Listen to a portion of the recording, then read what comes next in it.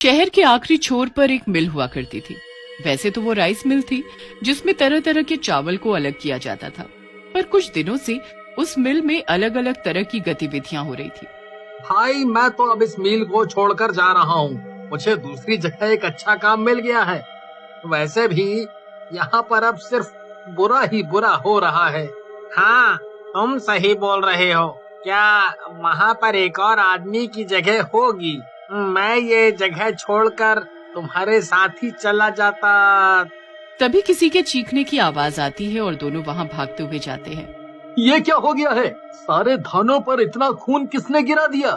खून तो है ही, और वो देखो किसी का हाथ भी है। चलो जाकर उसको निकालते हैं।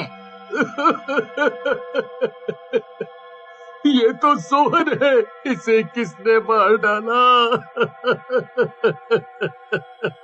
अरे हाँ, ये तो सोहन ही है, पर इसे यहाँ पर क्यों मारा गया? यहाँ पर इतनी भीड़ लगाकर क्यों खड़े हो? अपने अपने काम पर चलो। साहब, यहाँ पर भीड़ लगाई नहीं गई है। सब यहाँ पर ये खून से सना धान और सोहन की लाश देखने आए हैं। क्या सोहन की लाश यहाँ कैसे? हे भगवान, इसे तो बहुत बुरी तरह से किसी ने मारा है, पर इसे हमारी मील में क्यों मारा गया है? शायद दुश्मनी आपकी मील से होगी, लेकिन फंस गया सोहन, बस इसीलिए मार दिया होगा। वो कहते हैं ना कि गेहूं के साथ घुन भी पिसता है, शायद वो घुन सोहन था। क्या बकवास कर रहे हो? इसे किसी ने मेरी वजह से नहीं मारा है। इसकी मौत इसकी खुद की वजह से हुई होगी। खैर, सब लोग अपने काम पर जाओ, मैं पुलिस को फोन करके बुला देता हूँ। यहाँ से जल्द निकलना होगा, कहीं मेरा नंबर भी न लग जाए। हाँ भाई, तुम बिल्कुल ठीक बोल रहे हो। यहाँ पर बहुत खतरा हो गया है। मुझे तो लगता है ये किसी इंसान का काम ही नहीं है। हो सकता है ये किसी आत्मा का काम है। मैंने तो इस मील के बारे में बहुत सारी बातें सुनी हैं। इसकी वजह से ये चालू ही नहीं हो रही थी, लेकिन साहब ने पैसे देकर इस मिल को खरीद लिया। पर ये सब अगर होता रहा तो उनको भी बहुत जल्द ये मिल बंद करनी होगी। तभी उसे आवाज आने लगती है। ये कैसी आवाज है? जाकर देखूं तो। अपने साथ कुछ लेकर जाना चाहिए, कहीं ये वही आदमी ना हो जो लोगों को मार रहा है। तभी वो लोग आवाज की तरफ जाते हैं। हे भगवान, ये कौन है?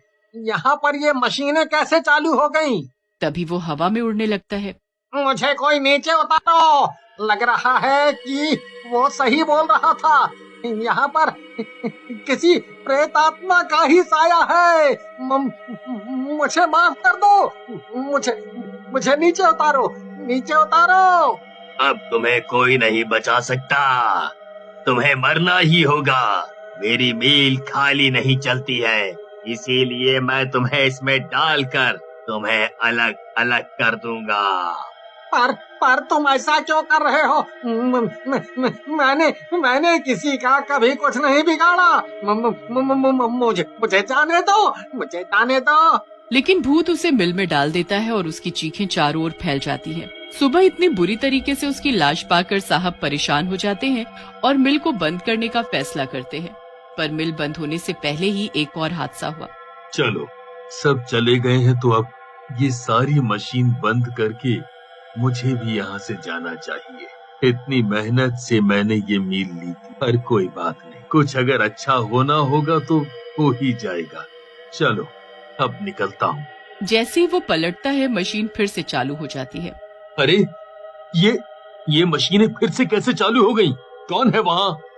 मैं हूँ इस मिल का असली मालिक। तुम्हारी हिम्मत कैसी हुई इस मिल को बंद करने की? अब तुम्हें इसकी सजा भुगतनी पड़ेगी। ये मिल कभी भी बंद नहीं हो सकती।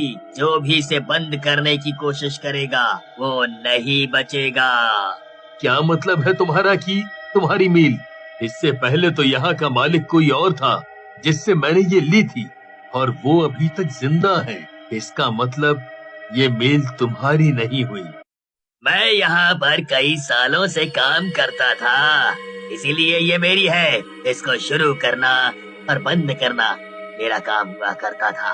मैंने यहाँ पर 50 साल से भी ऊपर काम किया है, पर एक बार मील घाटे में चली गई और इसके मालिक ने इसे बंद कर दिया, जिसकी वजह से मुझे भूखा मरना पड़ा। तब से ही मैं यहीं रहकर इस मील को चलाता रहा, लेकिन अब तुमने फिर से इस मील को बंद किया है, तो अब तुम्हें मरना होगा ताकि मैं अपनी मर्जी से इस मील को चलाता रहूं। पर मील तो तुम्हारी वजह से बंद हो रही है, क्योंकि तुमने इतने सारे लोगों को मार दिया और अब मुझे भी मारने जा रहे हो। इसका मतलब ये मील कभी भी चालू नहीं होगी, क्योंकि अभी इसे कोई नहीं खरीदेगा तुम्हारे डर से। अगर मैं किसी को ना मारूं तो तुम ये मील वापस खोल दोगे? पर उसका भी क्या फायदा? लोगों ने वैसे भी ये मील छोड़कर जाने का फैसला कर लिया है, और जो भी ये मील को छोड़ के जाने का फैसला करता है, मैं बस उसी को ही मारता हूँ, क्योंकि जब तक ये मील चलेगी तब तक मैं यहाँ पर बना रहूंगा। लेकिन इसके बंद होते ही मुझे ऊर्जा मिलना बंद हो जाएगा, और मैं जिस तरह मरा था मुझे फिर उन्हीं चीजों का सामना करना पड़ेगा। मैं भूत हूँ और मैं लोगों को यहाँ पर मजबूर करता हूँ और उन्हें मारकर ये मील हमेशा चला सकता हूँ। अच्छा, तो तुम ये चाहते हो कि तुम्हारी तरह ही बाकी के लोग भी मारे जाएं, भूखे प्यासे? तुम्हें पता है कि ये मील सिर्फ एक ही है जो बहुत सारे लोगों को रोजगार दे, लेकिन तुम्हारी वजह से बहुत सारे लोगों को रोजगार नहीं मिलेगा।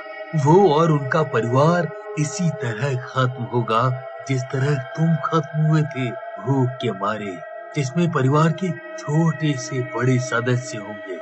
और सब तो इस मील में भूत बनकर नहीं रह सकते ना? ये मैंने क्या किया? अपने क्रोध में मैंने कितने लोगों की जान ले ली। इस मील की ऊर्जा पाने के लालच में मैंने कितने लोगों को मार दिया, क्योंकि मैं खुद इसी वजह से मरा था। उस मालिक ने घाटा होने पर मील बंद कर दी थी, और बेरोजगार होने की वजह से मैं भुखमरी से मर गया, और मैंने फिर भी वही काम किया जिससे लोग बेरोजगार हो रहे हैं। शायद वो भी भूख के मारे मर जाएं। भूत का शरीर परिवर्तन होने लगता है। ये सब देखकर साहब उसे और मनाने लगते हैं। मैं तो तुमसे यही कहूँगा कि तुम अभी भी लोगों को मारना छोड़ दो और एक अच्छी आत्मा के रूप में सबके सामने आओ, तथा उन लोगों को नुकसान पहुंचाओ जो लोगों को बेरोजगार करना चाहते हैं, या उन्हें खुशी मिलती है जब लोग भूखे मरते हैं। मुझे लगता था कि मैं जो कर रहा हूँ वही ठीक है। मेरे ऐसा करने से ये मील हमेशा मेरी ही रहेगी और मैं अपनी मुक्ति एक ना एक दिन पा लूंगा।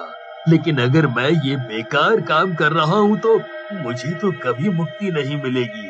तुमने तो मेरी आंखें खोल दी। अब मुझे सिर्फ लोगों की मदद कर अपनी मुक्ति के बारे में सोचना चाहिए। तुम किस तरह के पागल इंसान हो, एक भूत की बातों में आ गए। मुझे किसी तरह की मुक्ति नहीं चाहिए, मुझे बस मेरी ऊर्जा चाहिए। भूत हवा में उछलकर साहब को भी उस मशीन में डाल देता है और चारों तरफ चीखें फैल जाती हैं। ये सब होते हुए कुछ काम करने वाले लोग देख लेते हैं और सबको पता चल जाता है कि ये भूतिया मिल है। ऊर्जा के लिए ऐसे ही लोगों को मारता रहूंगा। अब कोई मुझसे नहीं बच सकता। ये मेरा इलाका है, यहाँ पर मैं जो चाहे वो कर सकता हूँ। तभी अचानक वो भूत जलने लगता है और खत्म होने लगता है। ये क्या हो रहा है? ये किसने किया?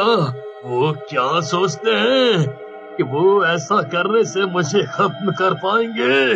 पर मुझ पर ये असर क्यों हो रहा है?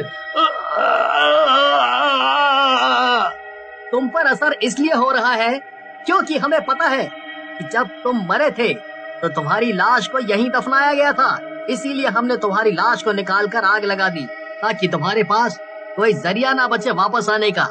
जैसे ही लाश जलकर राख बनती है, भूत भी जलकर धुआं हो जाता है और अगले दिन रोहन बाकी कारीगरों के साथ मिलकर अपने पिताजी की आत्मा की शांति के लिए पूजा करता है और वो मिल फिर से पहले की तरह चलने लगती है।